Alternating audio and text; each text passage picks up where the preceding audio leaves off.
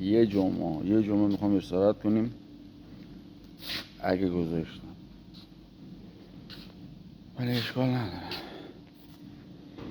جایی که به قول گفتنی همکار سمیت نباشه جمعه هم بیای حال میده. نگاه کنیم اینجا آفتاب میزنه.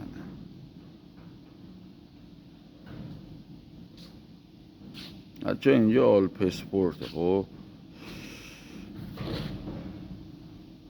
وسایل بدنسازی تولید میکنه، فیتنس.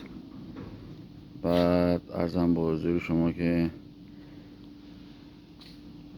والا با متریالی که استفاده میکنه نصف قیمت در میاد یه جورایی با اون متریالی که استفاده میکنه. پروفیلا همه 2 میله.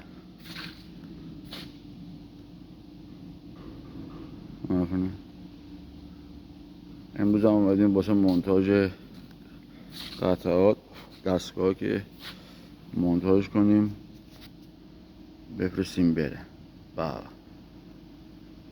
حالا خوبه اسم دستگاه هم بلد نیستیم وگرنه میگفتیم.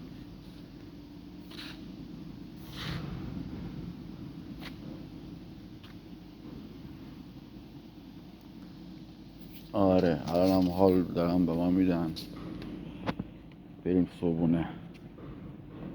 ما میریم صبحونه، یک بالا گفتن کیکی هست، کلوچه هست میخوریم با هم. سیگارمو بگیرم.